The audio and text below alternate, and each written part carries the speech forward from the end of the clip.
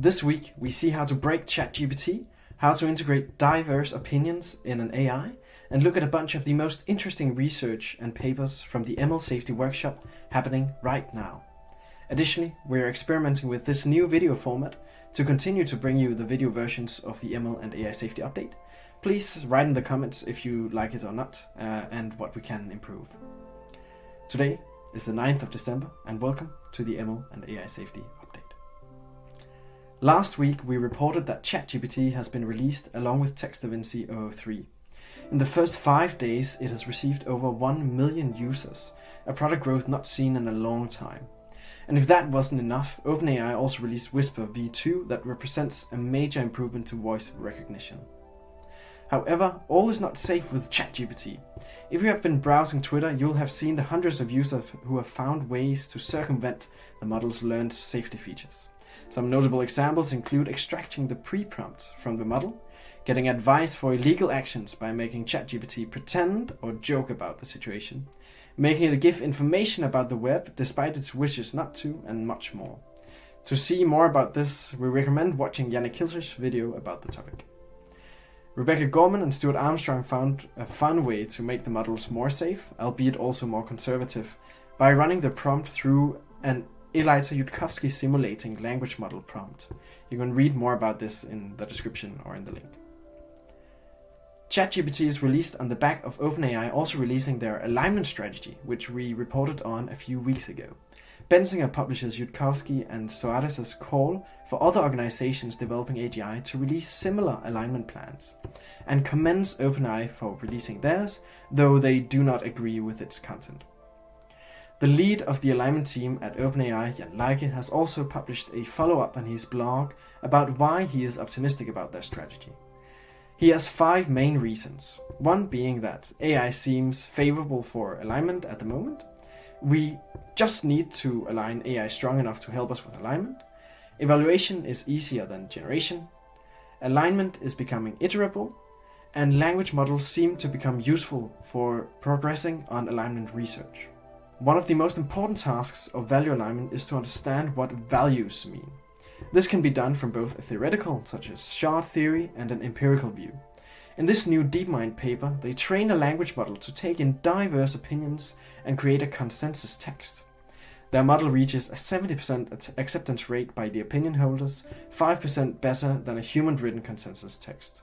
See the example in their tweet for more context. It's generally awesome to see more empirical alignment work coming out of the big labs than before. Redwood Research has released what they call causal scrubbing. It is a way to automate the relatively inefficient circuits interpretability work on, for example, the transformer architecture. To use causal scrubbing, you create a causal model of how you expect different parts of a neural network to contribute to the output based on a specific type of input. By doing this, the causal scrubbing mechanism will automatically ablate the neural network towards falsifying this causal model. A performance recovery metric is calculated that summarizes how much a causal claim about the model seems to retain the performance when unrelated parts of the neural network are removed. Wentworth releases his update of The Plan, a text he published a year ago about his view on how we might align AI.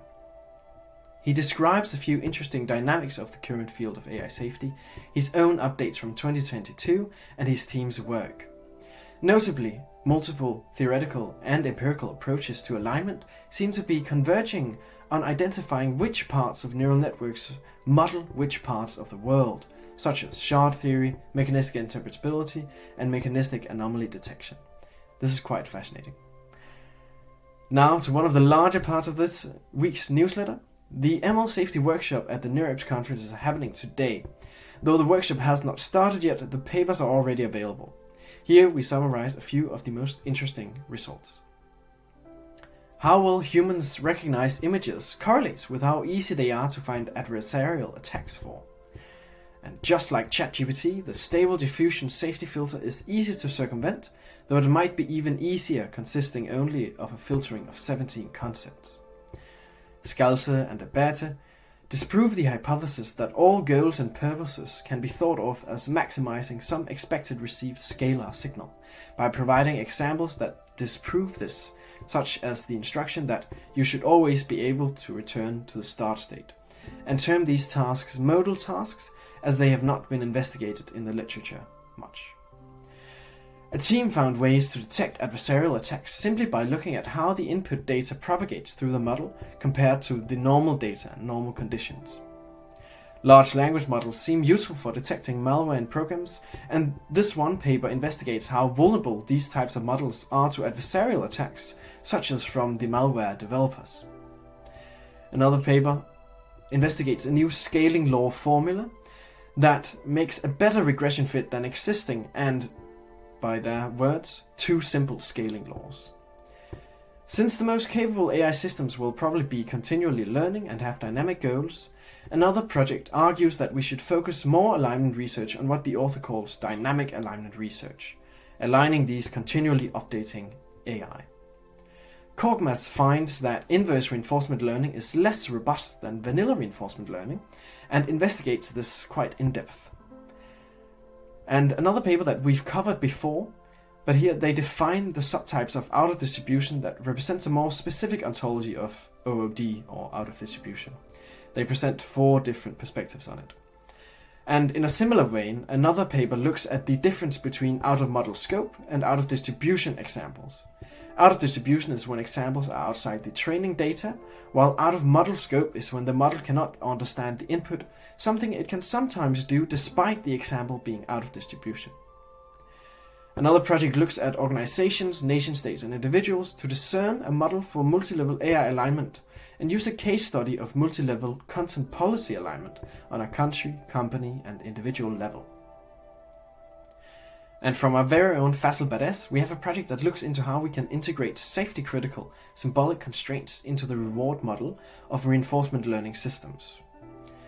Another project finds a circuit for indirect object identification, another work we've looked at before, in a transformer with name mover transformer heads and much more interesting stuff.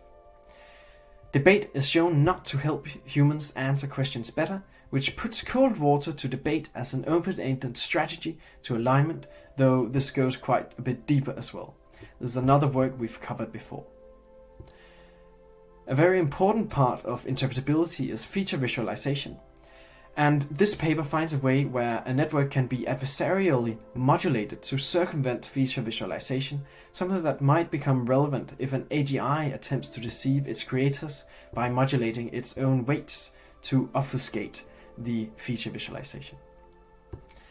And now to this week's opportunities. We have a few interesting opportunities available. First of all, we have our Christmas edition Alignment Jam next weekend about AI testing, and you can win up to $1,000. Check it out on the Alignment Jam website or on itch.io. The London-based independent alignment research organization Conjecture is searching for engineers, research scientists, and operations personnel.